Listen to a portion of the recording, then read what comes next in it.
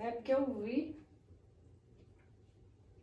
Só que tipo, quando eu tava de salto e com a fita, ela tipo, não parece que eu tô tão gordinha. Tá vendo que ela tá larga? Mas acho que vai ficar bom ali na câmera, porque ela tá super larguinha. Amei. Tá. Agora sim a Drica chegou. É, de ver. Olha lá, ó. Ó, isso! I'm not gonna be alone here, okay? A gente tá bem melhor. tá apelando pras pernas. Você vai ver, você vai ficar famosa com os caras. Next thing you know, all the guys are buying her art. Até parece. Amiga, você tá filmando ali? Eu nem vi. Melhor checar, né? Vamos checar. Tá. Você deixa o seu negócio aí sem ele desaparecer, né? Yes. Como é que eu faço isso? Não sei se eu vou conseguir. Go to settings. Peraí. Eu nem quase nem uso. Se bem que eu tenho 6%, né? Mas É só pra aquela pergunta. Pois é. Settings. Aí eu vou em Display Brightness. Go Não é. to General.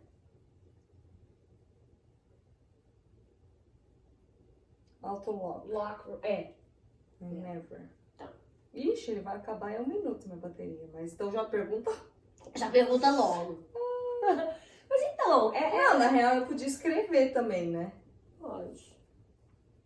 É mais uma conversa do que uma Entrevista. Mas aí as coisas vão saindo assim. Tá. É legal. Então, uma art installation é a three-dimensional display that will change the perception of the view of the place. Pronto. Ok. Vamos tomar uma olha aqui, minha gente. Olha a brisa. Meu, ela tá muito data. Não, eu tô deixando aqui. Eu tô orgulhosa. Sabe aquela mãe orgulhosa? Queria que ela aparecesse. Uma hora ela aparece, o rabo dela tá ali. Earlier. Great. Ó, tá com buraco na Puta boca. que pariu, amiga, dá bem. Nossa, deixa eu só pegar um guardanapo. Pega isso aqui e bota aí do seu lado que ela vai subir. Aí ela aparece. Gente, como assim? Eu babei total. Deixa ela bem aqui, que se ela quiser, ela fica bem no meio. Vem aqui, filha. Sobe aqui. Olha. Isso, filha! Mamãe! Então tá. Então vamos. Chega de churumelas agora. Thank you. Churumelas. Então tá. I'm gonna do a quick intro. Ok. And then we go for it. Here we go for it. Cool. 3, 2, 1. Tati! Alright. Everybody! I love it.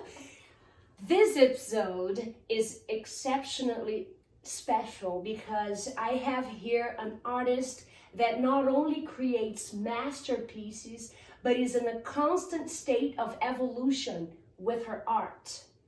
Painter and creator of the recent Shockbox Gallery exhibition, Decoding the Flow, this artist understands the deep meanings of elevating emotions through personal flow to achieve higher connection with oneself.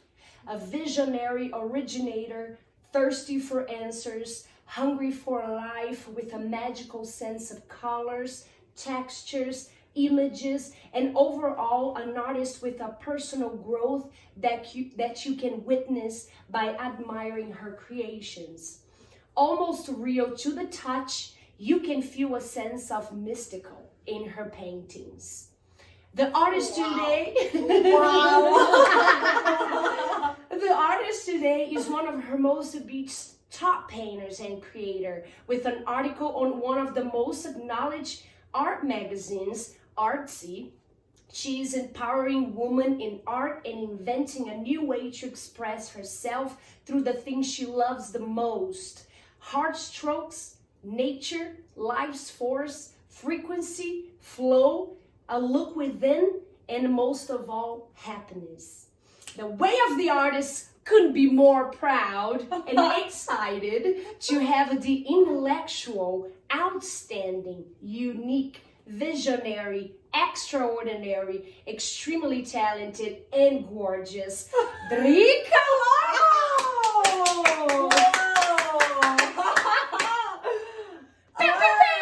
I'm crying right now. It's all true. And you know, I was sitting there today and thinking, all right, I really need an opening that is going to really put her where she belongs. I was like, this is hard. I tried for like 3 times. I was like, can I hire you to be like my PR? Yes. Like, look at this. Amazing. That's it. I love that introduction, my friends. It's the introduction. Thank you. It's you. Yes. Oh, This my introduction gosh, I love opens up, you know, a little bit of all the topics we're going to talk about. Yes. Just the music lovers, listeners, and the art listeners, because music and art are in music, the visual and the sounds and the taste and the touch. I think everything, you know, from being a chef to a painter to a musician, it's just, It's all art. it comes from us. We're Yeah. giving to people, right? It's from within. It comes from within us. Yes. Absolutely. And we give it all. We give our best. Give it all. Oh, you got it. I love it. So how's quarantine being? Do you hate it? Do you love it? Are you tired of it? Tell me everything. Okay, it is hard to say that you love it. It's hard to judge, but from my own experience, I'm trying to get the most of it.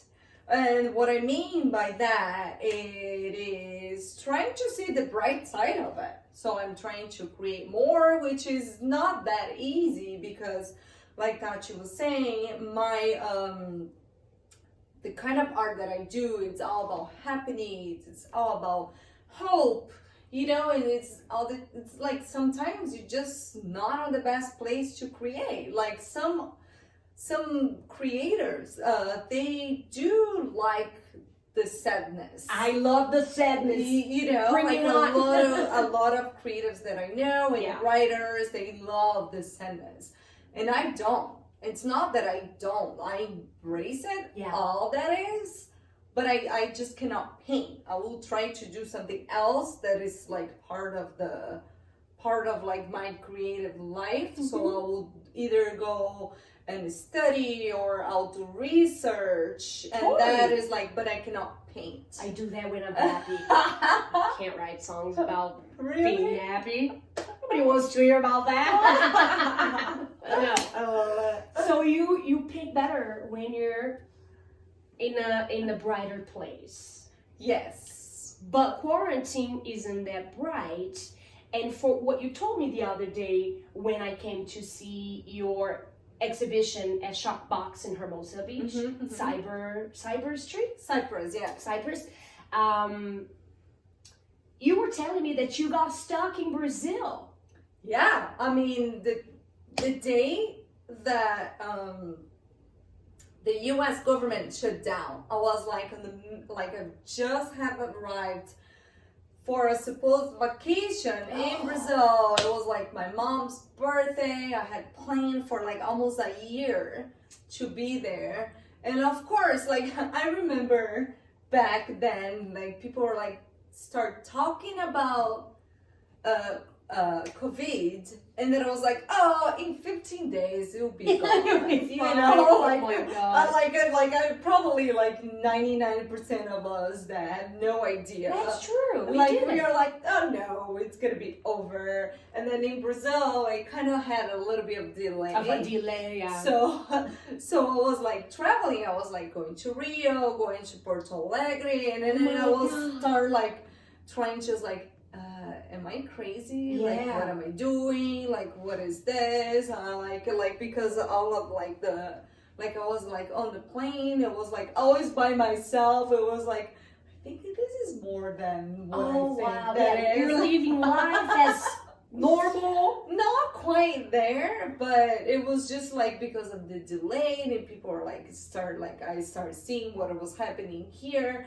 And like after like a whole like week that I was like traveling in Brazil, And the day that I arrived at my parents' house, the government shut down. So then I was like, oh.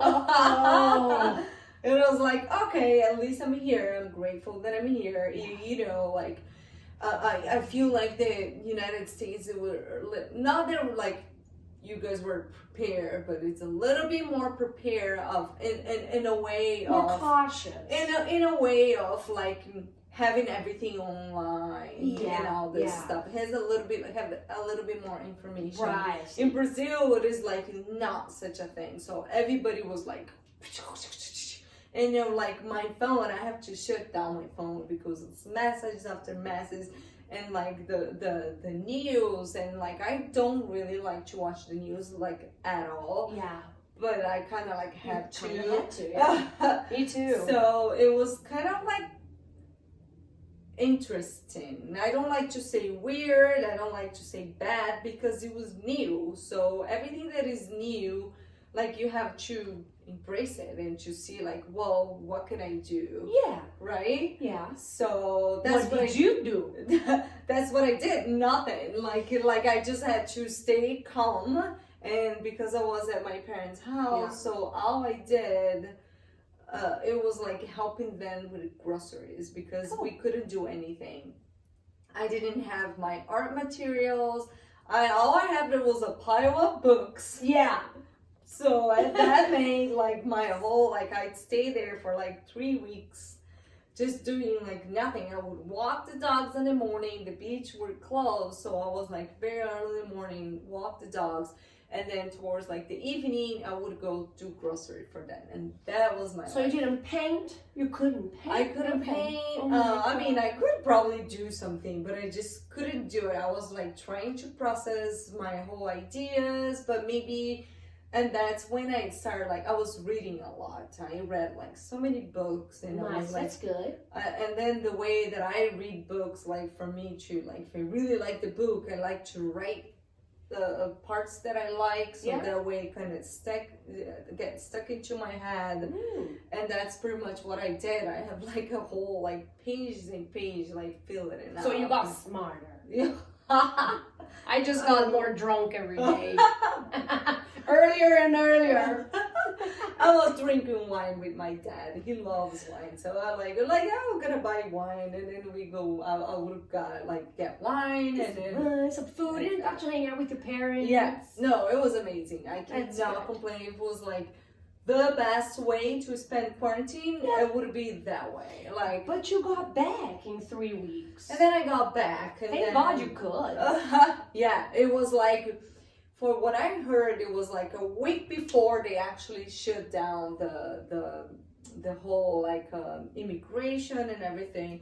The good thing was like I've never spent such like a short time in immigration. It was less than 5 minutes. Because there was nobody there. It was like no immigration. It was only our flight. There was like maybe like 30 people. Oh my God. And because there was no immigration, the immigration was closed. It was just people coming back home. Yeah. So you just open a passport, boom, they haven't checked anything. It was like in less than 5 minutes, it was in, out.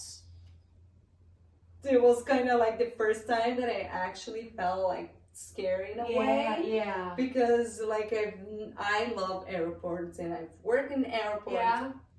And then like when I actually like walked in, it was like, okay, it's serious. It is like this is not like what I was thinking. I mean, it's not that I was thinking that was not serious. Yeah. It is just it didn't shake me in the way that when I had the experience of traveling back. Oh my God. So yeah.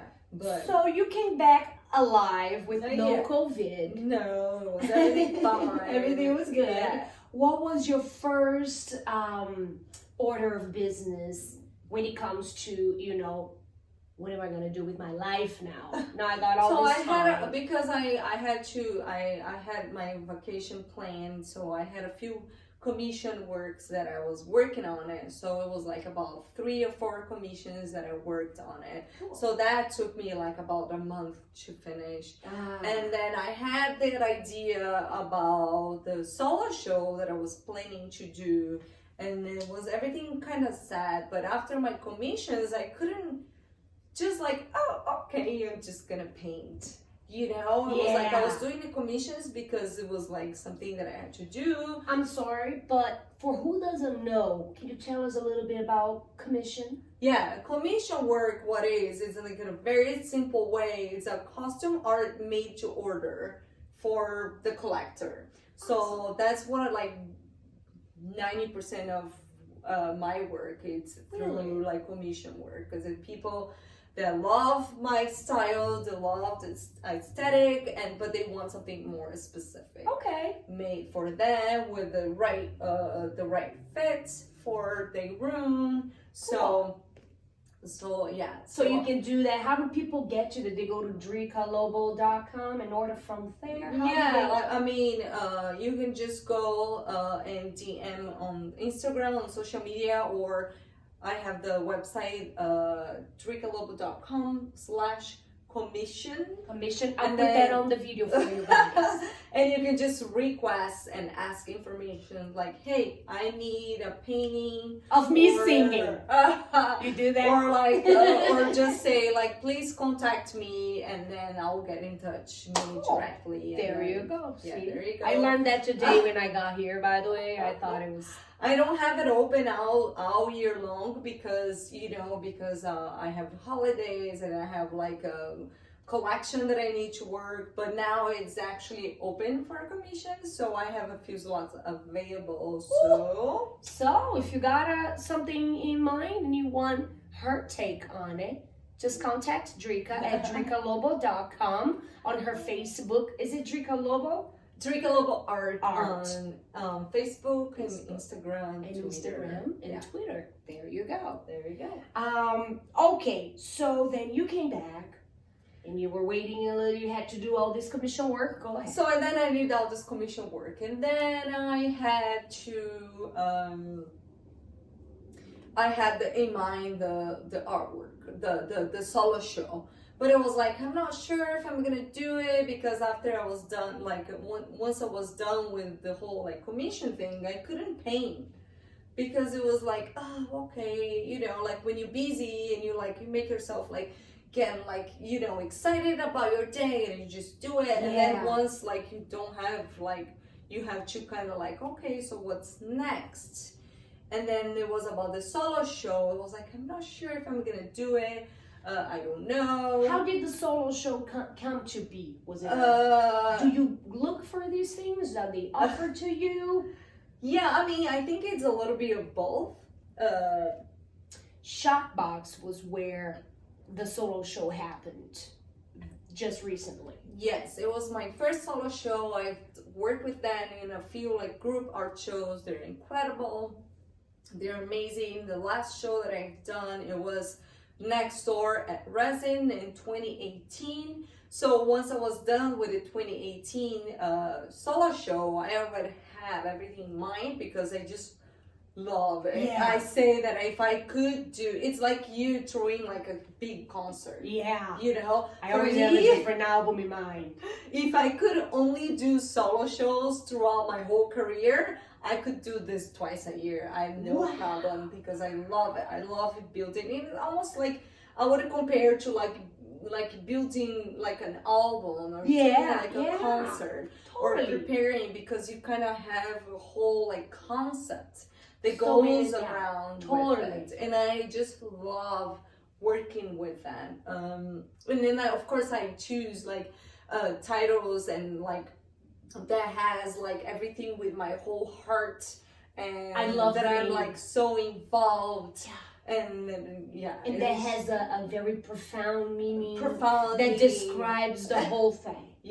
In one title, right? Yes, totally. I think I'm gonna call my next album "Nothing to Lose," because I just keep saying that a lot. Yeah. But I have nothing to lose. I'm just gonna go for it. I'm gonna go for it. I love the name of your exhibition. Yeah, that is so funny, because Decoding the Flow. I was reading a business book, which has nothing to do with artistic, with the actual decoding the flow, that the meaning that I put into the solo. But I just love the term. It was the first time that I got the name of it before everything else. Yeah. So once you do have the name, people usually, like some people put the name after everything that they've done it. Right. For me, it works the opposite way. I find the term, you know, and sometimes just reading something and then you're just like, oh. That's amazing. I mean, you have to be so present to the moment for you to realize, oh, that is something there. Yeah. It is not just like paying attention, but you kind of have this feeling. You like, know, you already know. Yeah. So that's exactly what happened to me. I was like, oh, okay. I love that. So having that in mind, the decoding the flow, it seems like because I'm so aware with everything, like my idea, it started building in. It took me 2 years to have everything settled in place, because right after the end of my 2018 solo show, the name was There's No Planet B. Nice. It was totally different, but it was kind of like once I finished that and I was reading that book, right after I was like, decoding the flow. So I just started seeing everything that I was reading, that I was seeing, like photos, and everywhere that I went. It came to you. It kind of came to me. Amazing. And because I was so into it, the name and the idea and the subject, that it kind of like I was just putting everything in the whole pile of ideas. I love that. You know? Yeah. So it was just like it started showing up things. It was like, I want this, and that. So I have a really clear vision and a million ideas. It just goes. But once you do have a million ideas, I think the best part is like, oh, okay, so how are you gonna make everything make sense? Yeah. So how it makes sense to you because you know you're crazy, and then you go, okay, not everybody's as crazy as I am. I need to make No, this. it is just like you need to put all of your ideas in a way that will make sense. And because in an art exhibition, you need to make visually sense. Right. And then what is that called? Like a curator. You need to curate it. Right? Curate it. You need to curate it. You need to curate it in a way that's a visually, how do I say? That's visually, that will make sense to the eyes, you know? It's not just like, oh, okay, that's pretty pictures. Yeah, no. Or just like, okay, there's nothing wrong with that. But it's like, oh, okay, but it needs to make sense. It needs to be visually appealing. Yes, it right? needs to flow. It needs to flow. Exactly. Awesome. Yes. So go ahead. Just keep talking. This is all about, we want to know everything. So I have like just so many ideas, and then I have the black, white, experimental drawing. And then I have my idea about like the immersive room that I wanted to do.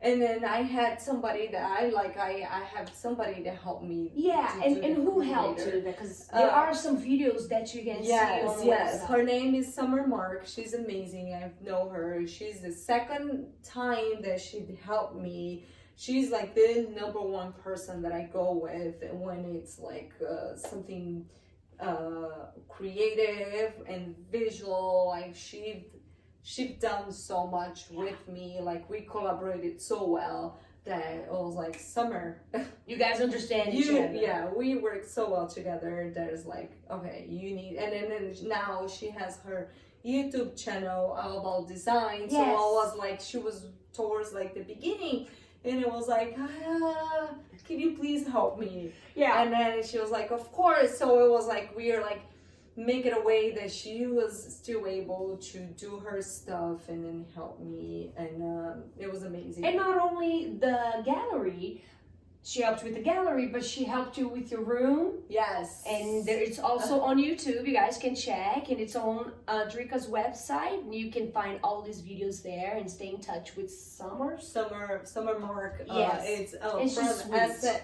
SM Creative. SM Creative on YouTube. I'll also leave the link for you guys.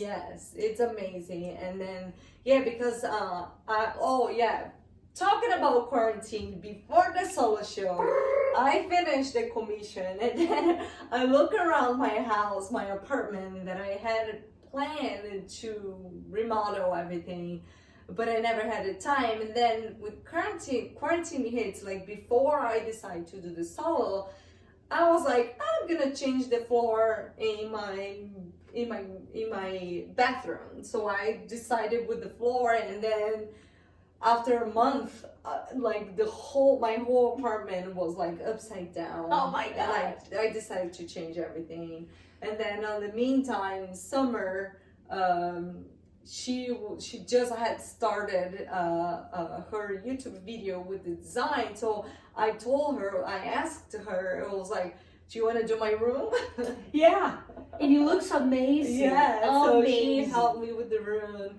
And then after being like a whole entire month like busy with like construction, renovation, and it was amazing. And then after that, so I got busy. Yeah, you did. Quarantine. Yeah, I think a lot of us are finally doing what we always wanted to do. Yeah. Right? Yeah. It is a really, like I always say, you can choose to be sad, or you can always choose the bright side, right? And like it was a very interesting time that we can just look at inside of us say, what is missing? So that I think for like a lot of people was the time that they could start the business, start a YouTube channel, start painting, start singing, and start doing whatever that they always wanted to do and never had time for it. Yeah. So that was the time. And of course, it's not like the bright side for everybody, which is so understandable. Yeah. Like, I think this is so such a delicate moment that we cannot judge. We just have to understand and have compassion for each other. Yeah. But some of us really got into the momentum of, okay, it is now because I need the time and I'm just gonna do it. Yeah, it is now. That's my whole thing right now. It's now. Because when I start working again, it's not gonna have time to do all the things I'm doing right now. Like this podcast. It never even came across my mind. It is amazing. Until quarantine, Yeah, and it's incredible because once I saw that you started the podcast, I was like, whoa, this is so touchy. It is amazing. Thank you. If you guys don't know, I know Tachi for what? 15 years. 15 years. Long time. It was right when I moved here. Wow. Yeah. And I know Tachi for that long, and I remember going to your concerts, little shows. And I was doing my little art. Yeah, we were starting together. Yeah. Oh, it's so special. And it's super special. So that's why this is so special right now. You have no idea. You have no idea. No idea. There's a key here, no. I scared her. Anyway, going back to decoding the flow, there was a side of you there that I had not seen before, which was the black and white, which always started with Martians to the left, humans to the right. Tell us about that, because she did tell me this stuff when I came to visit her, but she's gonna have to repeat it all. Okay, Martians to the left, humans to the right. It was the title of a painting that I had to create because I was invited to this art show. There was a curated art show. It was actually an art challenge, and for you to be able to win, the curator needed to walk inside the room and not recognize your painting. Yeah. So that was the whole They could not know it was It was made by me or any other the artists that were part of the challenge, right? And then we have to the title was given to us. Cool. I love that. So it was okay, so I had the direction. I need to go against of what I normally known for. And then if you don't know me, Drink a Lobo, it's all about colors and bold colors. It's not just like it's bold colors, bold like strokes, you know, and like happy, textures, colorful texture, something very that will impact the room. Yeah, it will. I'm gonna walk around her house later with the camera. So then, once I accepted the challenge, and then I got the title in my hands. It was like, okay, the challenge is to not be recognizable, and Martians to the left, humans to the right. I do have something with planets and moons that it is already part of like my work. So for me, it was kind of like, okay, I have that connection right there. Cool. So, but on the other hand, like my mind was like, any other type of media that I choose, either it's a watercolor, because I do acrylic paintings. If I decided to paint with watercolor, pastels, any color that I put into this challenge, I'm not sure if I'm gonna be able to not be recognizable. I don't know if there's any other way that I can work with colors that can not that give away exactly. And then it was like, okay, so what about I'll do completely the opposite, like just literally like a polarity. Instead of being bold strokes, colorful, I do black and white lines. So for me it was like, okay, because even if I do paint what I am used to paint, it's gonna be a completely different, you know. So and they were delicate. Yes, because it was lines, but it was, if you would really pay attention, it would be the same flow. Because I mean, I don't paint because I think it's pretty. I just paint because it comes from inside out. It's like when you're creating, and it's just like part of who you are. So there is no way that I can choose something else. You can't get that out of your art. That is so funny. Because you were just a vessel for the art.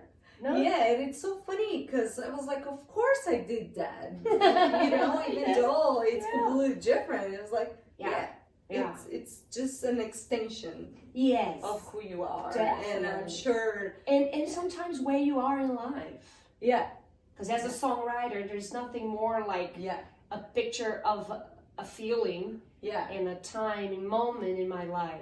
And I always say, like, people like keep saying, oh, but because your art is evolving, your art is like change, like people say your art is changing. And I always say your art is evolving because your life experiences are different. People who are interacting, like the problems that you're having, everything is evolving. Like the world, the whole universe is evolving. And of course, your art just go with it. Definitely. So like your art is an expression of yourself, yes, but also surrounding by your life experience. And that's the way we perceive what's going on. I love that. At least for quarantine, as artists, at least we have that escape. You know, we can actually like create an escape.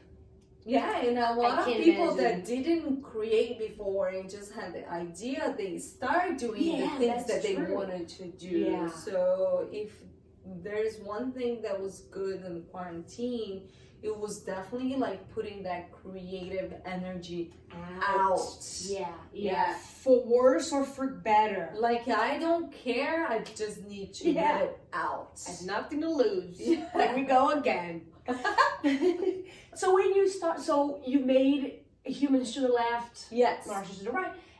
So that, and then it was so different, like my own brain used to it. Then I asked the Mike, who's the owner of Shockbox. he done some art critiques in LA, so I was like, maybe I'll just ask Mike because he's a cool person. And he's an artist himself. He's an artist himself, and he's familiar with like my work. Like I've been doing some group art shows there, and I was like, okay. And he embraces the uniqueness. Yeah, and he loves the artists getting out of their comfortable zone. That's all about the shopbox. So I asked him, I was like, can you please just do like critique this art for me? Yeah. And he loved it. I loved it too. Because it was so different, but you could still see like a little bit of like the same the same flow and the same thing. So he loved it. And that's how the whole art show started, the whole like solo show started. It's like, but in his mind, he was like, what if we just do all black and white shop box Gigolo? It's gonna shock everybody. And then I was like, yeah, right. And then you created all of these other pieces, right? It wasn't the whole art show. It ended up not being all black and white, but you did create all this stuff. I did create, like, it was 16 new drawings. Wow. But the meaning of its drawing, it was like so deep because of the whole decoding the flow and the whole like quarantine, awakening the third eye, yeah, all the mystical that I've been so into it in the past like year or 2 years.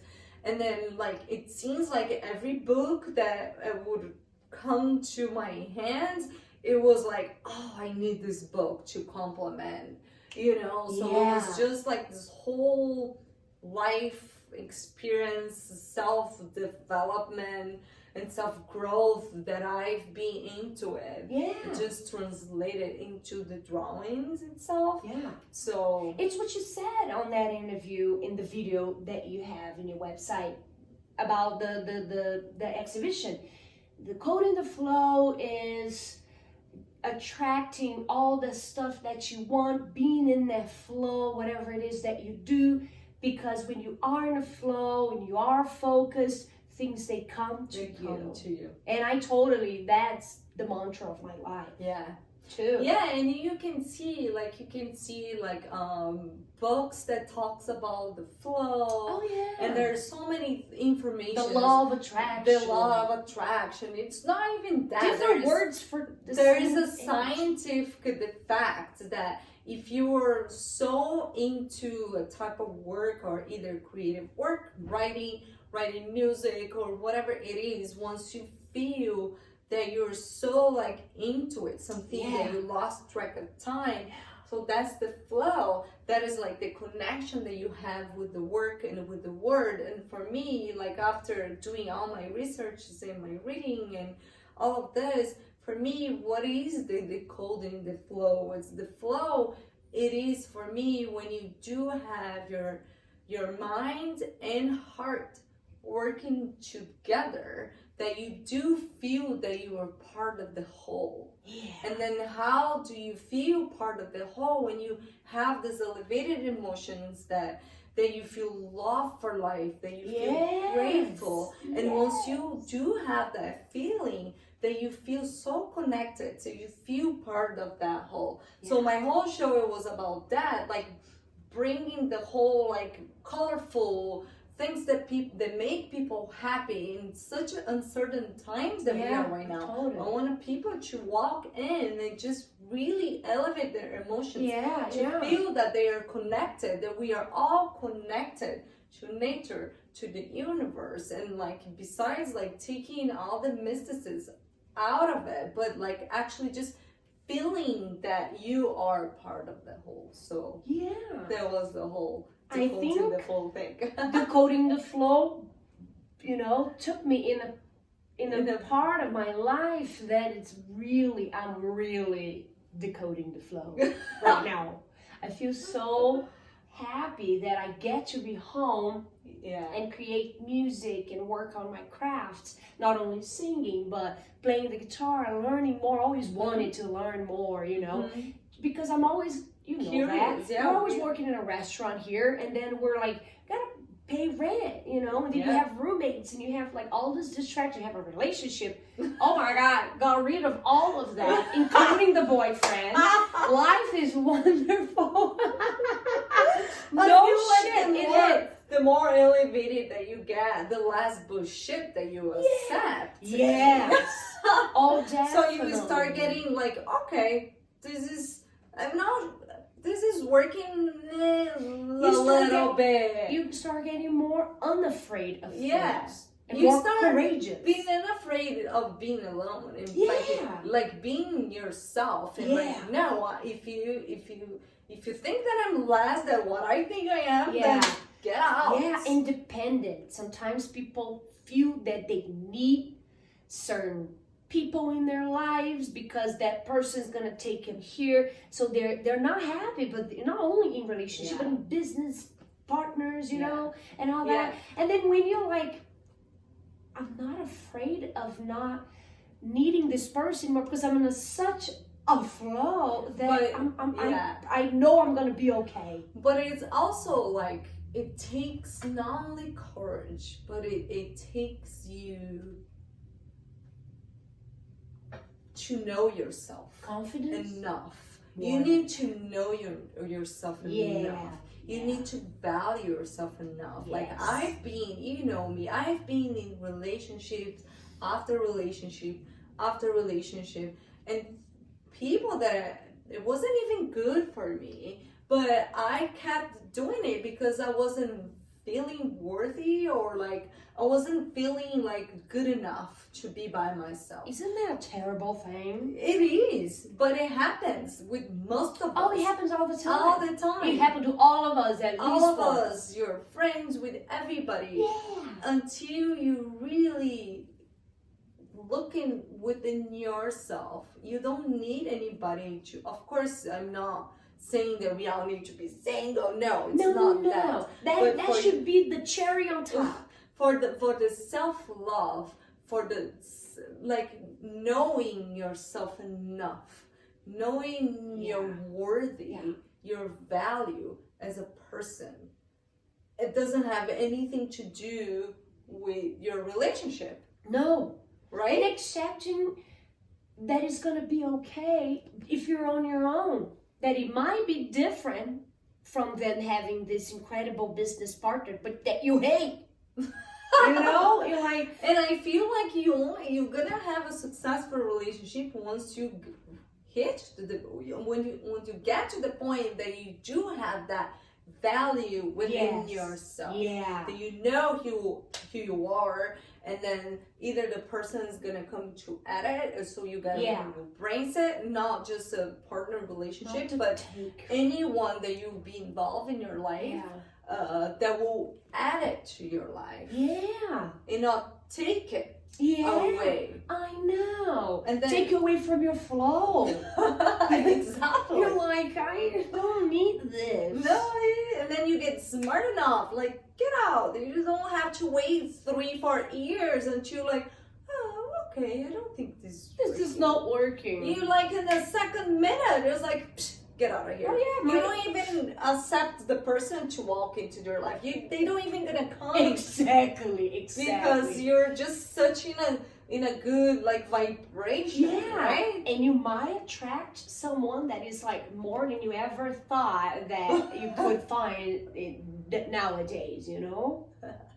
With the way people are these days. And then you find, because you're such an amazing person right now, you feel so amazing, you feel so elevated, and then that person comes, and it's just better. Yeah. But they're not taking it away from you.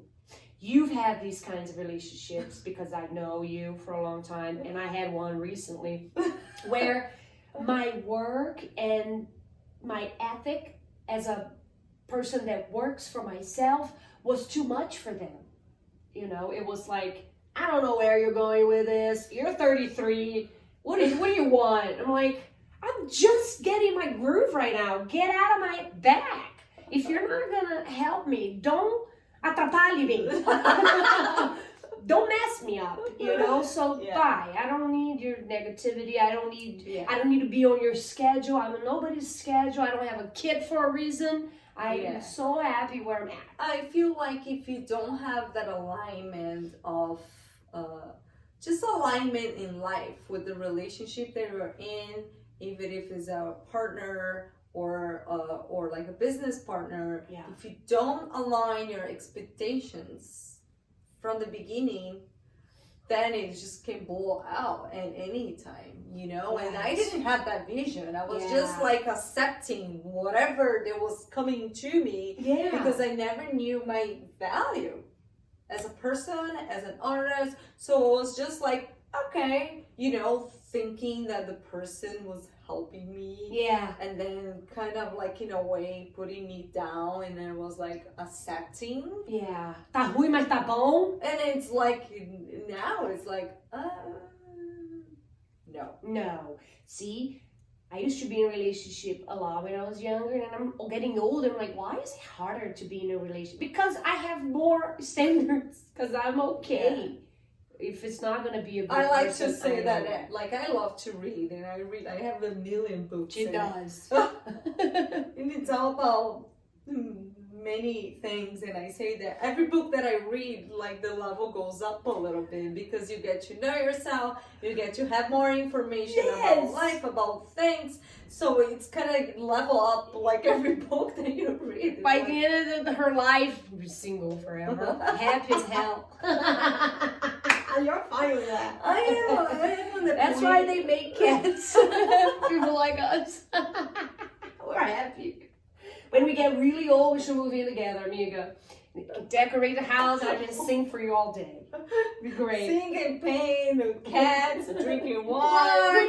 Joga baralho. It's gonna be great. No problem. Now, I really wanted to tell everybody about the 3D room at the gallery. Yes. Which is amazing. It was amazing, guys. I'm not going to post all my photos just yet because I want you to hear from her first. Yeah, so I, like, as I say, like, when I'm creating a solo show, I like to create something that will be remarkable. Right. So it's something that will go beyond people's expectations, like beyond only paintings. I like to create, like, turn into this whole experience, because the bigger the experience, the bigger the emotions that the person's gonna get. Oh yeah. You know, and the biggest their emotion, the more the person's gonna be able to remember and to connect to my message. Yeah. To get into her flow too. That makes sense? Yeah. Yes. So that way, then I like to create this whole, like, 3D experience that you be, like, immersive into the art. This whole art, like, so I create this back room that I call the Daydreaming Room. Cool. Which the person would feel, like, the idea was the person to feel they were, like, inside one of my paintings. So I did this big, like, wave strokes, like this big like subatomic walls. Subatomic walls are the best. Yeah, because it's all about, we are all made up of energy. Everything that we see is all energy. Totally. So all the subatomic walls and the huge, like, atoms that I did on top, of course it was... Yeah, the atoms made out of pom-poms was just incredible. And the subatomic wall was also pom-pom, pom-pom, and they were coming off the walls. It was the craziest thing I've ever seen. So yeah, it was kind of so crazy. Creative. Yeah, it was. And the waves, you know, and the waves strokes, that were made with like with wood that I did. It was all handmade, all like one by one. How much fun it was amazing. I had a blast. And everything sparkles at some point. It's amazing. The waves have sparkles on your moons and you were able to have all of your five senses, your most known five senses, human five senses. They would be able to smell, to see, to hear, to touch. Yeah. So, and then to taste. And the taste was the most interesting. It was like, what am I gonna do with the taste? Yeah. So I ended up having like gumballs. Yeah. That people would have to take it. It was so cute. And it came on this little. It came as a little part of favor that you could take home with a little like label with the details about the so many details for the and the room actually smelled good. Yeah, because of I put some essential oils to it. And you had a video going in there. Yeah, with like the waves kind of like moving. I have like summer to like the animation. Yeah. So the person could just sit down there. Yeah. Did you pick that chair that was there, by the way? No, it was actually from Chalkbox. So I was like, it was like a chair she would. It was painted, but it was it was a Chalkbox.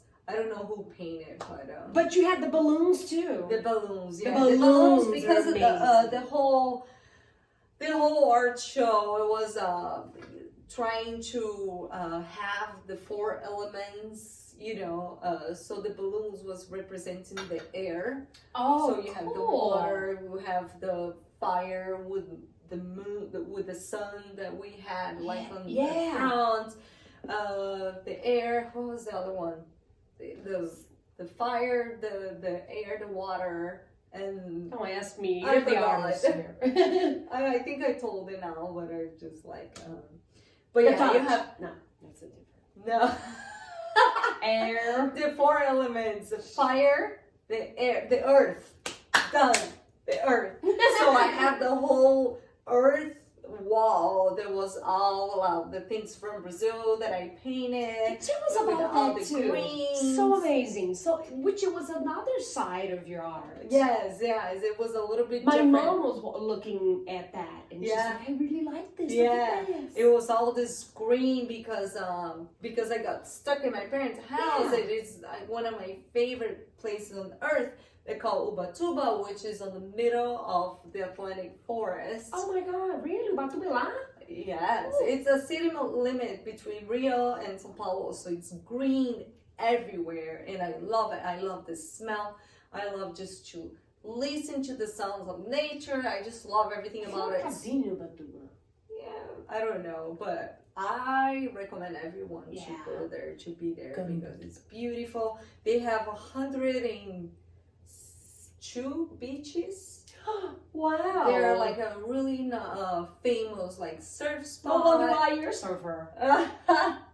And everything. I used to be. My first surfboard was like 6 years old. Oh, cute. But there's like the Atlantic Ocean, so it's warm. Yeah. Totally different than the Pacific. From here. But anyway, so then I have like representing the earth. I have all this green nature, trees, paintings that kind of like represent the earth, and it was really cool because it was also different. Yes, it was. You have like a round piece of yours that is like, you know, if you're surrounded by trees and you're looking up and there's like just a little bit of the sky there. I thought it was phenomenal. Like that point of view that you have as you like laying down, like you imagine that you're like laying down in the middle of the forest, and all you can see is like one little point of view of the sky. Yeah, that was incredible. And I love that point of view because it does represent that connection that we have with Earth, and then just that point of view. And for me,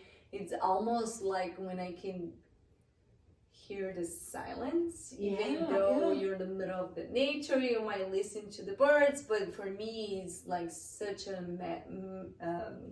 meditation for you. Yeah.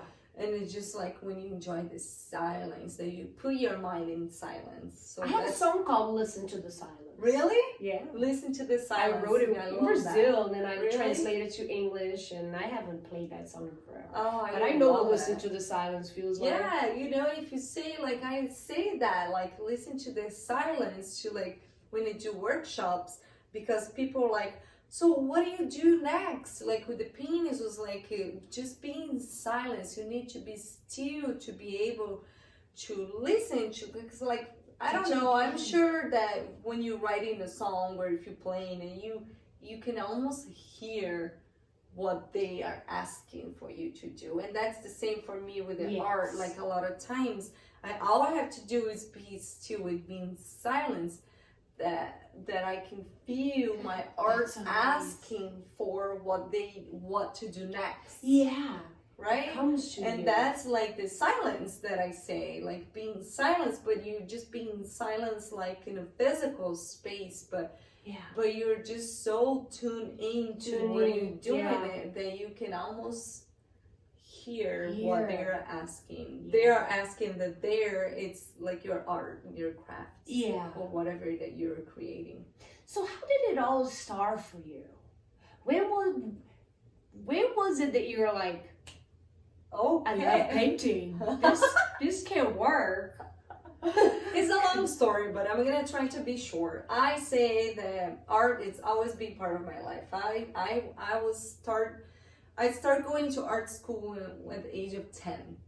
I was a kid in my hometown. I was going to art school. It was like twice a week, and my first art teacher, he was this old man. He was the cutest. I was 10. He was probably like 75. So for me, it was like, he was like you're ancient, man. And he started, and then I remember that he passed away after 2 years, and it was the first person that I kind of felt like missing somebody they lost, and I had such a great respect for him, and he was like an angel. He was your mentor. He was my mentor, and then like after he passed, like we have the other teacher.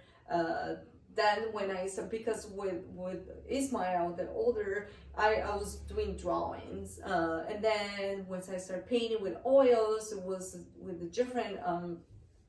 different professor, but he was also a little older, and then but I've never, back in the days, like.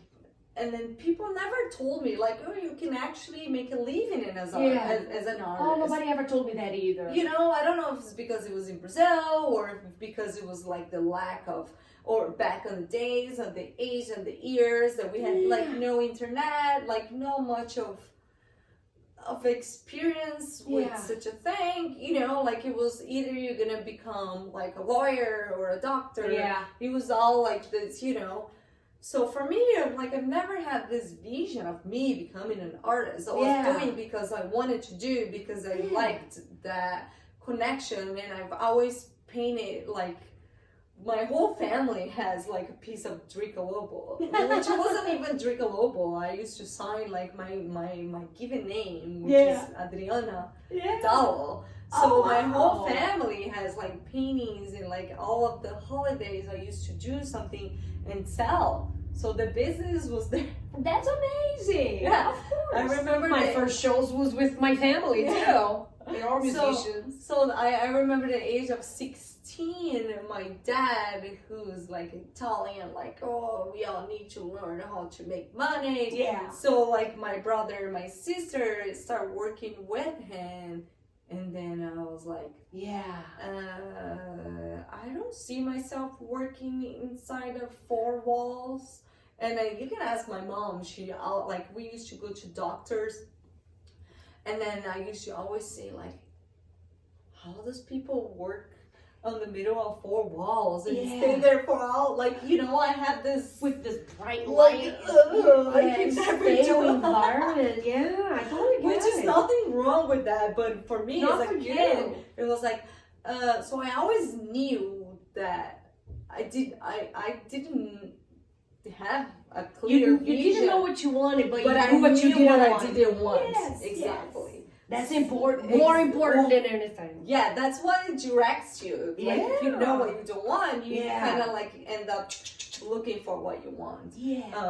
So for me, it was like I had this vision. So okay, and then I remember like my brother and my sister started working with my dad, and then I was like, what am I gonna do? And my mom was like, what if I like why don't you just do commissions? So she started like contacting me and buying like art supplies for me to paint for her friends and for my family. That's a good way to start. That's so cute. So I was doing that. And she did that for you. She totally did this for me. And then it was so funny because my dad, they were like, okay. So they would all work with my dad's company. And I was the only one at home, like painting with my easel in my room at the age of 16. Oh, but you're happy. It was so funny. Because, sure. I mean, if I show you these paintings that I was doing, it was nothing like this. Nothing of like course, this.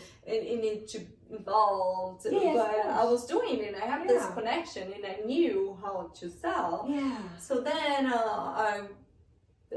and that's a long story because I decided to go to college. So I decided to study journalism. So I was a journalist for many years, for like 5-6 years that I worked as a reporter. I work in newspaper, TV, radio. Did you continue painting? Yeah, I was always painting. Okay, cool. I was always doing commissions or gifts or like holidays. I was always doing something. But of course it wasn't like, I stopped going to art school at the age of 16 once I started working, and then I had to go to college. I started college at 17. Yeah. 18, so, and then I wasn't going to the school anymore, and then I was just studying and working, and then painting just as a commissions or It took a second place in your life. Yeah, totally. But I've never stopped. Of course. I never even spent like 6 months without painting anything. Good. Of course, it wasn't consistent, but it was always there. And then I graduated and I decided to move to United States. And then it was so cute because I moved and, I had no idea that I would stay here. I just moved because I wanted to learn English. And so my idea was to be here for a year. And then after a whole year, my brother, he sent me my whole box of paint that I had. Like even like my old oil paints that I still save it. He sent it to me. He's like, I think you should paint. Wow, it was so cute. Awesome. So I did the same thing in my first years here. I was painting, always doing something for somebody, and crazy things like as long as I've known you, you've been painting. Yeah, so I've been painting and doing things and. They probably can see Lisa. She's sleeping on her foot. She's so cute. Oh, you're so cute. Oh, baby. So yeah, and then it was not until 3-4 years ago that almost like for me to give up of the journalism, to say, because for me I love journalism, and then art was always my hobby. I never knew how to pursue art as a profession. I never knew if I wanted to because I love journalism so much. But those things that you do and you try and then you do more and then you do more and it's never enough for you. And everything's so hard for you. Even my payments as a journalist was hard. Everything was hard. It almost felt like it was forced, stuck. It was such a stuck energy that I almost like telling me this is not the right way to go. That is not the right way to go. And then I was like almost like getting exhausted. I was like, it's not because I'm like my first year as a graduate journalist. I've graduated 10 years ago and it's still that same stuck energy. And once I moved, it was not until I moved to Hermosa Beach after a few years even living here that I started going to the Fiesta Hermosa, that I kind of saw and opened my mind for the possibility. And I actually went because I was working at this Brazilian website that I had to interview this Brazilian artist in Marina del Rey. And then once I got to the interview, and then she opened up her studio, which was in her garage. It's this beautiful, colorful place. Her name is Sandra Zebi, and she does ceramics. She's an amazing artist. And then not until I actually went to the interview that hit me. Yeah. And then I was like, that's the life I want to have. So that was like the click, right? And then I interview her, and then we become friends, and she become like my mentor. Yeah. Because she was like having art shows, and she was like, come with me. And I started doing art shows in LA. Not even know what I was doing. I was just like going with the flow. That's what you gotta do. So she helped me a lot, and I'm so grateful. It was amazing. Yeah. You found your place. Yeah. You're like, this is it. Yeah. Finally. I knew it all along.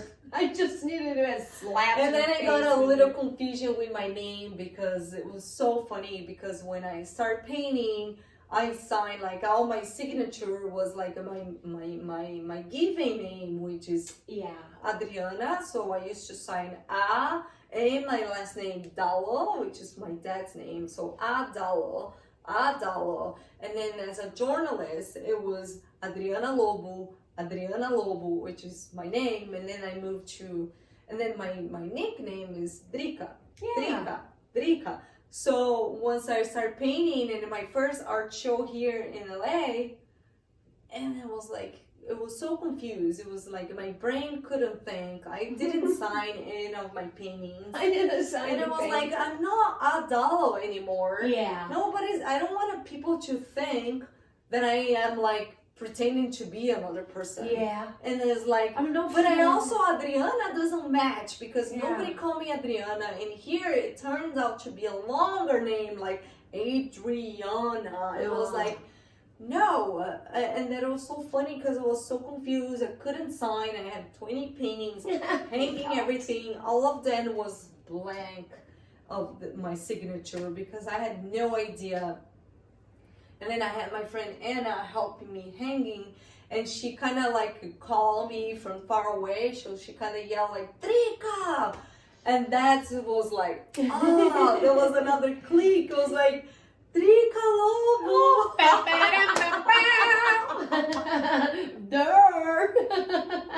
Then it was so obvious that I think after that moment that it was like, in my whole life changed. Because it was almost like a identity crisis. Yes. Totally. Yes. And then it was like, how am I becoming an artist if I don't even know what name I'm gonna use? Right. You know, like I didn't resonate with Adriana. Yeah. Even though with Adalo or like anything. That was my given name. It was like, what am I gonna do? So once I finally you found yourself with the I know what I don't want. Again. But I don't know what I want. And then Drika, once I finally realized the Drika Lobo. Yes. And then it was perfect. Because Drika, it's so common in Brazil, but not here. No, and then you're Drika, right. it turns like, exclusive. Drika. No, it's not. And then you picked up the pencil and Drika Lobo, all the 20 paintings you had. Oh my gosh, that's so funny. That's amazing. Yeah, Good for you. And then it's so funny today, my this friend of mine in Seattle, she sent me a photo of one of the paintings that I gave it to her. It was so funny because it was like a spiral. A sparrow? Yes. Sparrow. It was a sparrow, just like they called the flow. But I had the signature like old days, like Dallo. But on the back, and I say from the Brazilian Drika. And it was like, what crazy? It was there all along. It was like, that is crazy. And she just showed me today. I was like, whoa, what a long journey. So how come you, yes, definitely, huge. I arrived at Tatiana Ursi. I don't know if it's going to be Tatiana. It works for now. Yeah. I like Ursi, I guess. I'm called Ursi. But anyhow, how come Seattle? Did you live there? For 2 years. Okay, and you did tell me you had some exhibitions there. Yes, it was interesting because my whole United States experience, I have no idea I want to live here, right? For me, it was almost like a 20 years old that want to explore the world. I didn't plan to be here. My whole idea was to learn that language for 1 year and go back to Brazil, you know? And that was my plan. That's it. No expectation. No expectation. But then I moved to Atlanta in Georgia first because I had some people that I knew that we grew up together. So for me, it was like what I knew. You know, you're gonna move to a place that you know people. Yeah. So just to make connections. And so I went to school there. And after like a year and a half, I need to figure out about my visa because I wasn't going, I had to stop taking school because it started getting like super crazy, and then like either you have to graduate or if you have to do another take class. So, and then my friend was like, oh, there is this Brazilian steakhouse that's opening in Seattle and they're gonna give work visas to whoever it's gonna go because it was such a specific type of work with the Portuguese and all that. So it was like a no-brainer. I was like, okay, let's go. But I was very young. I didn't even Google Seattle. I have no idea. Seattle's nice. I had no idea. The only thing I knew was close to the water. Like, so like, that's it. You know, I was like, oh, let's go. Let's go. go. But it ended up falling in love with Seattle. Yeah. Because it's such an artistic place. It is. You know, it's such a beautiful place. Yeah. And art everywhere. And it was so amazing. And because I was like painting here and there. So because I work at the Brazilian steakhouse, so I decided to do this Brazilian landscapes in oil for sale at the restaurant. Cool. Right? And then, so I was working there, and it was this, and then I wait on this guy, and he was part of the Brazilian culture in Seattle, and he asked me, I waited on him, and he asked me, he's like, so do you know any Brazilian painter, Brazilian artists here in this area? And I was like, yes, me. Great. Yes. He's like, really? Because I'm looking for somebody, because we're doing the Brazilian Day in LA at the Space Needle, which is such a big place. Yeah. We're doing this Brazilian Day in LA. We have this whole room that we need for a solo show for this Brazilian artist. He was like, yes, me, I am an artist. And then he was like, really? So how many paintings do you have? So I show him around like a few 5 paintings that I had at the restaurant. I was like, this is all me, this is all me. He's like, beautiful, but how many more paintings do you have? And then I was like, how many paintings do you need? And he was like, I don't know, to fill up a room, like 14, 15. He was like, yeah, that's exactly what I had. I had nothing. It was like, when is the show? It was like after a month. So I literally get my ass out to work. Yes. Because I couldn't lose the experience. No, I that cannot. was You just couldn't do there. it. Yeah. So I just work. And I was going to school, and I was working at a restaurant, and was painting. I just worked this whole entire month. It was amazing. It was so cool. Yeah. But again, this whole series that I did, the art exhibition was named Colors of Brazil. Cool. So it was all Brazilian landscapes. It was all painted in oils, which is just turned even harder because it's totally different. Acrylic dries very quick. You can do it, and it's 1 hour. It's gonna be dry. With oil, it takes days to dry because Seattle, it's such a cold space, and I was living in a 1-bedroom apartment. And it's cold, so you cannot have an open windows, To dry, yes. And because I had to paint 13 paintings in a month, so I was working in 13 paintings all at the same time to be able to start and finish in a month. And dry, And dry. So this whole entire month I was surrounded by oil painting and smell and windows closed. Then I ended up at the hospital. I was gonna say passed out because inhaling all that. Yeah, because I wear contact lenses. So for me, I thought it was because I was sleeping late, because I was going to school from 8 to noon. I was work at the restaurant like full time from like noon, like 1, like lunchtime, dinner time, getting home at 10:30 and paint until like 4, and then doing everything again. But you know, I was fine because I knew it was just for a short period of time. And I was young, I didn't care. You can crank it up. But because I wear contact lenses, I like after the show and everything, I shut down my eyes. I could not open my eyes. I had to have my neighbor take me to the hospital. And then I never realized that was the oils that caused that. I thought it was my excessive use poisoned your of my contact lens. But anyway, and that's why I switched for acrylic. If people ask, I don't want to die. Why? Because I miss oils, and then one day I'll probably go back to it. But couldn't you like do it in the open air? An hour at a time. I could, but it was I almost have to learn how to paint again to be able to do the work that I do in acrylic. Yeah. And I just fell in love with it. It's a lot faster, and you have a lot of more vibrant colors. Oh, okay. So, and then I literally have to learn again how to paint. I am sure you're gonna do it at some point. But because knowing you, maybe my next solo show it's gonna be oils. Who knows? I know. I talk a lot, huh? No, I love it. I wanted to talk about that golden moon you have that was sold because it was on your website.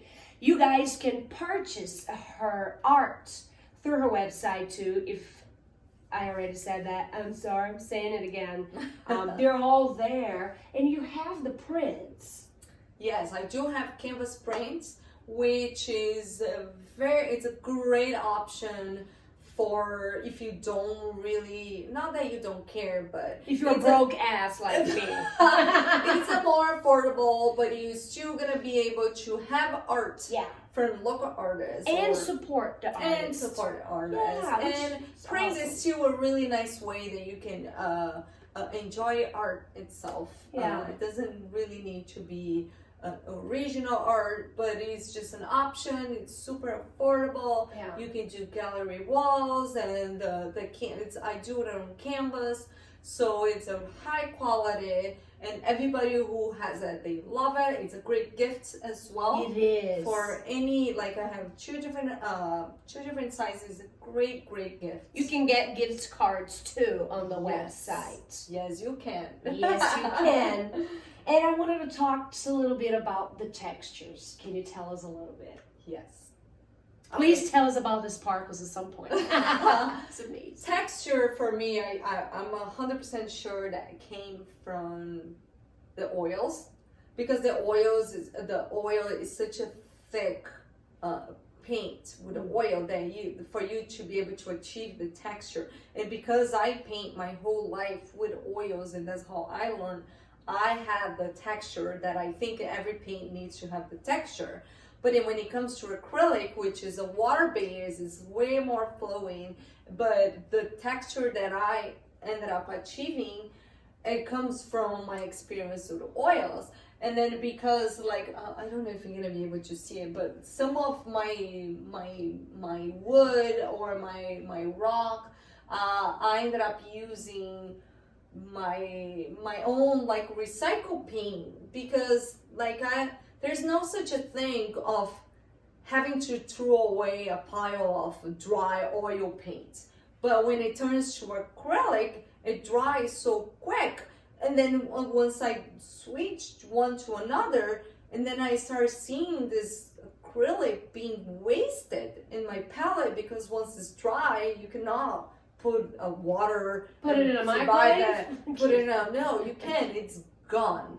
And because of the oils, I have such a heavy pour. Oh, okay. And I love to have that abundance of paint. I'm not gonna be like, and then put it more, and then put it more. Oh, so I just put it a lot and ended up drying so quick that once I started seeing, I was like having to scrape from my palette all this acrylic paint. Yeah. Then I was like, I'm not gonna throw this away. No, she's gonna make this thing here, one of the things. So It's I'm like, amazing. I'm not gonna throw this away. This is part of the history. This is part of the process. Yeah. This is like where I mix all of my paint. So this is a pure art right there. Yeah. I'm not gonna throw away. So I start collecting. But see, it takes an artist to know that.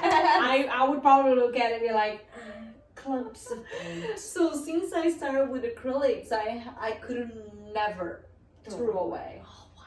I could never throw So away. you use them to make the So I textures used to like make that. the texture, and then I start using to make jewelry and my gloves. So everything I could possibly think in a creative way to reuse my scrapes from my acrylic.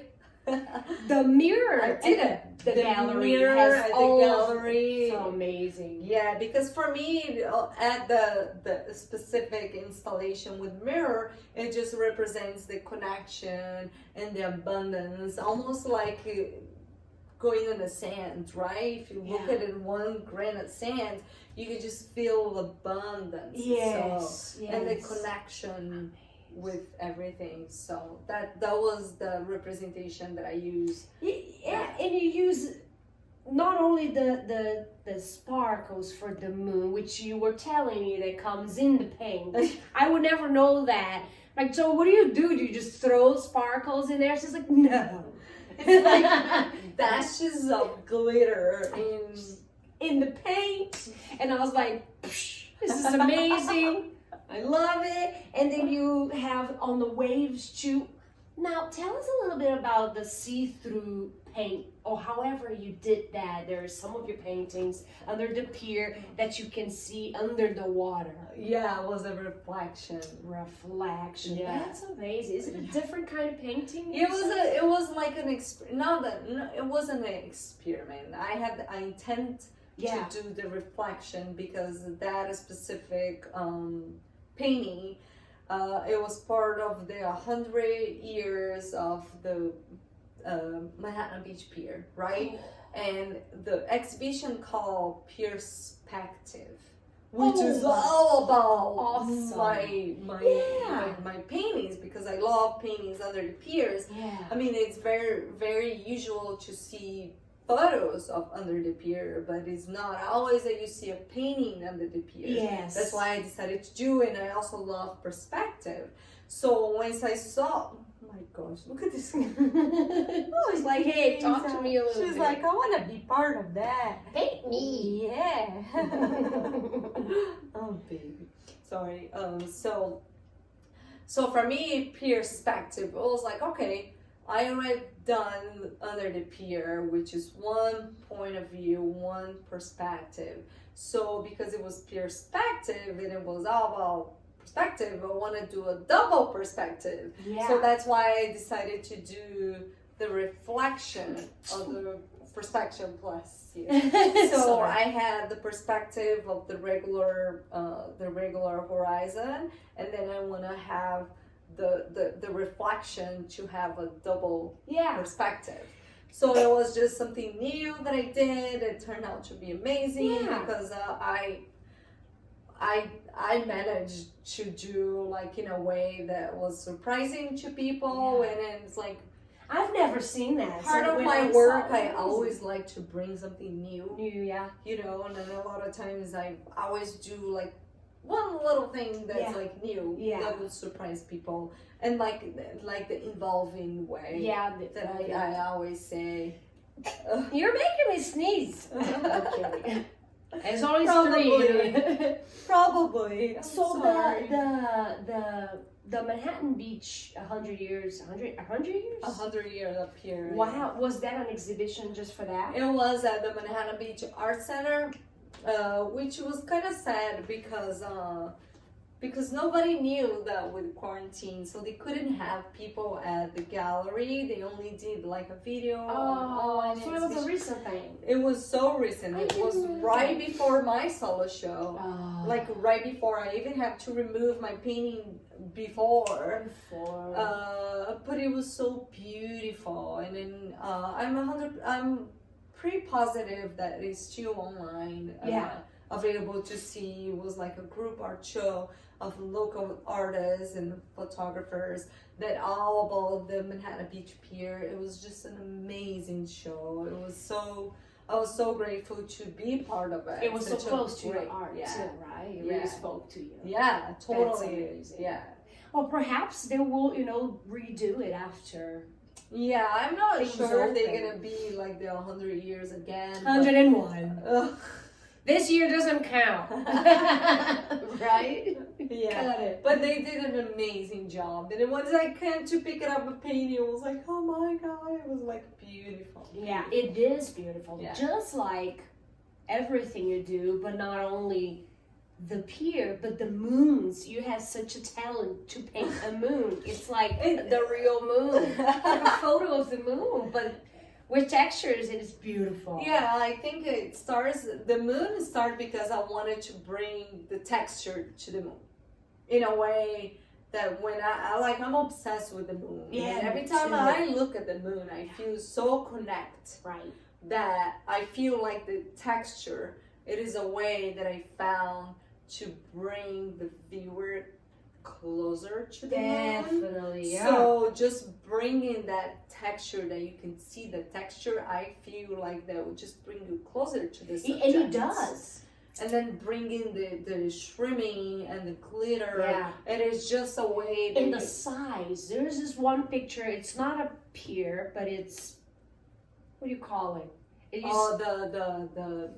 is a pier. Is it a pier? But it's not under the pier, it's above. Above. And these two have that perspective. Yeah. And it's dark, and you can only see kind of half, and the other is so big. That one called my attention right away when I came in, because I'm really you do have the pink, like just as lightly back. Yeah, because everybody's saying, look, oh, but this is different. Again, that is a different, because every art show, everything that I participate, I try to bring something new. Yeah. To surprise. Yeah. But you still can see that that's for me.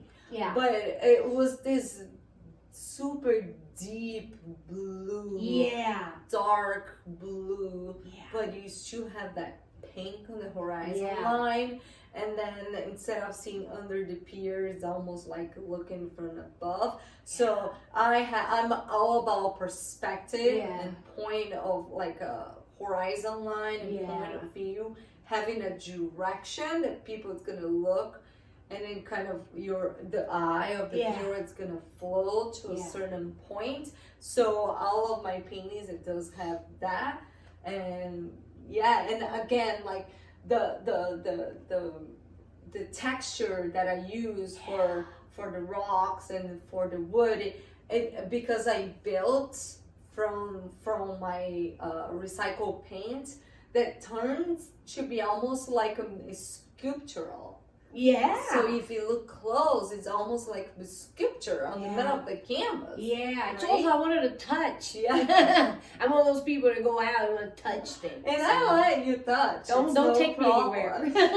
No problem, because the more that you touch and feel, the more connected you feel to the painting too. Oh. So I mean, nothing better than the moon, right? Yeah, I love the moon. But see, that's where the whole dark and sad works for me.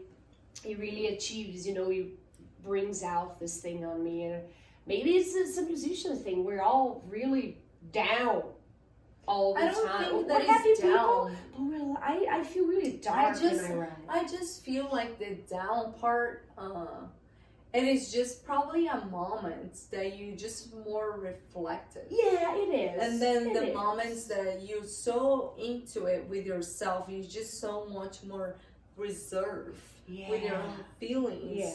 that I feel like that's the moment that you kind of concentrate and you're just so within trying to figure out your own feelings. Then that's the moment that you want to put it out. Because when you're happy, you're busy being happy. You're not thinking about reflecting about why I'm so happy. And also I feel like there's something about this sadness that is beautiful. There is like poetic. You know? How would you paint sadness? I don't know, like that specific painting that you like that was the dark and the deep. That was on the worst moment of my life. And then I had to paint that. And so it was like super dark blue, almost like black. And the moon is huge. And the moon, it's huge. It's literally gold. this big. It's red. But it has one pink brush on the middle. That's the light in the end of the tunnel. I was really sad when I painted this painting. It was, You know, recently I've been learning how to write without being sad. And it's been working because now I don't talk about feelings only, about love, you know. Now I talk about relationship with friends, relationship I see happening around me, friends to friends, boyfriend, you know, boyfriend. And it's wonderful because I'm happy, but I'm still creating. And this is new for me. It's a process. It's something that you need to learn because it's not until you try that you actually can trust your gut. It's like, because if you only do one type of work and you never done the other one, in your mind it's like, oh, I don't know how to do the other way. Until you actually try. Until you actually do it. And then maybe if you do 1 or 2 or 3 times, maybe you're not going to be that happy about it. So you still think that you can only create the other way until you actually change your mindset and say, no, I am able to do that. And if you don't have that mindset that you can create in both states of mind, you're not going to do it. You know? I think if I would paint anything, I would paint We should change sometimes and you paint something and you write a song. Done. Let's do it. Let's do a collaboration. Let's do it. You write us, I'll paint about what you're writing. How about that? I love that. And vice versa. I love that. Just to, you know, I can stay here with you all day. My nose is running now from the life. But I just wanted to let everybody know that on her website, you can get accessories. Yes. Like the vans. So how does the van work? So the van is a custom van. So I designed 3 different types of shoes, which is original vans. And you can order online. It does take a little while though. It takes about like 4 to 5 weeks. But it's a great gift. They have all types of Do they buy the shoes? Send it to you? Or no, do you on my website it's printed. So if you order on my website, I will order from there. So you order through you. There's another option, but it's just gonna make you confused. But if you do want an original painting in your vans, it's not on my website. You just have to contact me. I've done it. And it's beautiful. All you have to do is buy the white vans and then I will paint it on top. Or black if you're a dark person like me. Exactly. She can paint white stars. Or she can write like lyrics on it. I'll write whatever you want. For sure. Or I'll borrow your lyrics and I made it a creative, like not creative because the lyrics are creative, but I will put it in like in a way that yes, you can write creatively on my writing. Sure. There you go. Another collaboration right there. What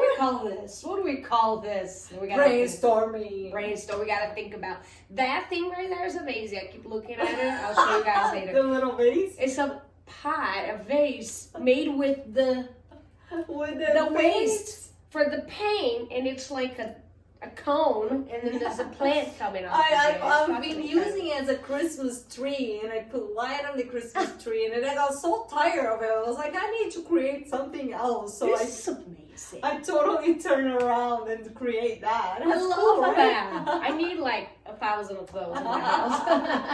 It was cool. Oh, the excellent. Could you sell that? I'll make one. Take it at home. I actually have 2 of your arts in my house. Yes. I did get a print of, what do you call that? Raining? The Raining South Bay. Yeah, Raining South So Bay. cute. And it's like a smaller version of, but I wanted to have Drika in my house. And a long time ago, she made for me the paradise for me to put it on my patio, and it's still there. Yes, Yeah, I remember that. It was the paradise sign. Yeah. Then you told me, like, I'm gonna put it in my studio. Yeah. So it's like a purple color. I remember. She did, and she did it fucking perfect. It was like, so it's still there. And besides the vans, guys, you can get coasters. Coasters. We've got some coasters over here. Coasters. The coasters are perfect gifts because they're a collaboration with Simply Grateful. Simply Grateful is another great business. They are local. She's from Manhattan Beach, but her office is in Long Beach. It's all made by recycled wood, 100% recycled. Cool. And then she printed my art on it, so it's perfect. It is super branded because we have our 2 brands on the bottom. It is so nice. It's perfect. You can have that and trays, serving trays. Serving trays, they're so beautiful. Yeah. So is it glass or is it straight on the It's wood? a wood, but it's protected. Yes. I don't know what exactly that she put it on top, but it is protected for the heat or for the cold. If you have ice or if you have a hot tea, it's not gonna slide. Okay. It is just perfect, and it's easy to clean. It's just amazing. It's super cool. And also totes and pouches. Yes. And wooden puzzles, people, with her art on it. How incredible is this woman to create work like that, and like options for you to like give as gifts, for you to help the people, the artists here in the South Bay, and for you to just have really good art in your life. Yes. I feel like creating this different products.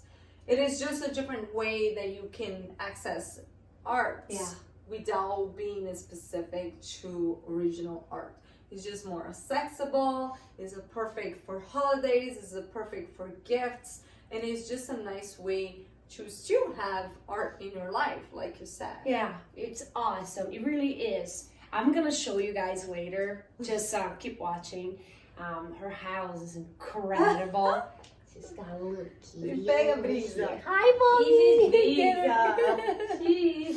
She's amazing. Let me see if I just got him. And of course, you cannot not mention that your studio is here. Yeah, my studio is in my garage, which is perfect because I can hear the ocean. It's on Hermosa Avenue. I can see the ocean, and it's such a great vibe. Do you paint with your door open? Yes. Yeah, good. Unless I really, really, really need to focus because there's a lot of like traffic and people. Yeah. So if I have a deadline, which I normally do because that's how I kind of work with deadlines, I kind of have to wait, and I really like to work when it's dark. Yeah. When it's no distraction. Yeah. I try because it's more calm. I do love to sleep, and I love to have my 7 hours of sleep. Yeah. So I try to skip the later night, but sometimes it is necessary, and I love it. Sometimes I paint completely overnight.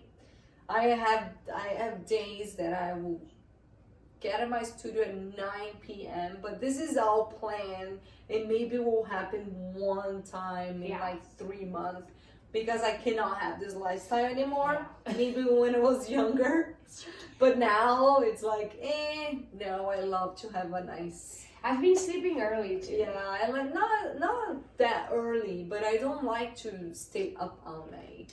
But we used to sleep at 3 in the morning. Now, Always. Yeah, always. No, I used to sleep 6 a.m. I like a lot of times I go to the studio at 9 p.m. and sometimes I'll be open the garage door at 8 a.m. Like completely switching gears.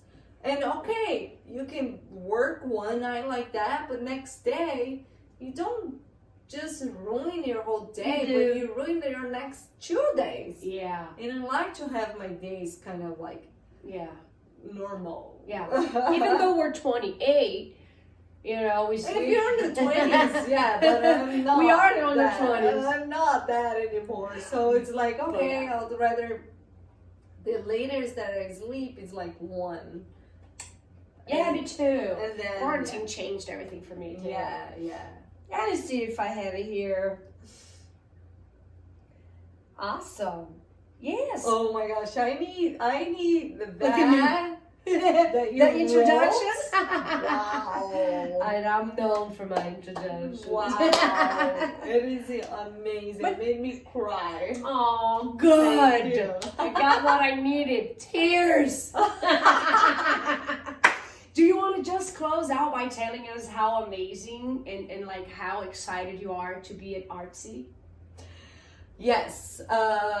Because it's a big deal. It is a big deal. Yeah. I mean, Artsy is a website that is an art platform that you can tell, but it's one of the most popular websites. I thought it was a magazine. I'm sorry.